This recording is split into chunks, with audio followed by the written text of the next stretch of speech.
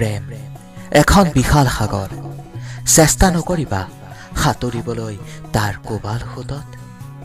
সেই সাগৰত সন্মুখীন হবা ভিন্ন ভিন্ন প্ৰেমৰ পোচাকধাৰী ৰঙৰ লগত। ভুল নাযাবা তুমি ৰং দেখি তাৰ মায়াৰ জালত। প্ৰথম অভিজ্ঞতাত উপচি পৰিবা প্ৰেম সাগৰৰ নিৰ্মল পানীৰ এক মিঠা অনুভৱত।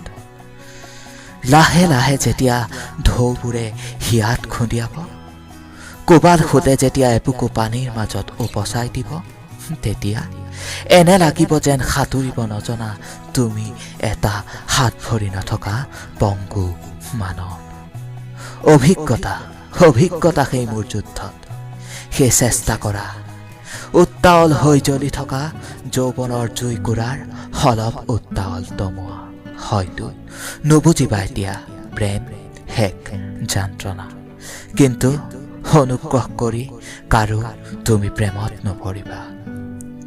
ফুলৰ প্ৰেমত, গছৰ প্ৰেমত, ৰঙৰ প্ৰেমত, নদীৰ প্ৰেমত, বতাহৰ প্ৰেমত, সাগৰৰ প্ৰেমত, বৰষুণৰ প্ৰেমত, গানৰ প্ৰেমত, সুৰৰ প্ৰেমত, কবিতাৰ প্ৰেমত, শব্দৰ প্ৰেমত, তেওঁৰ প্ৰেমত, আনকি মোৰ প্ৰেমতো। বৰ কষ্ট যেতিয়া নিষ্ঠুৰ হৈ হেৰাই যায় সেই ৰং।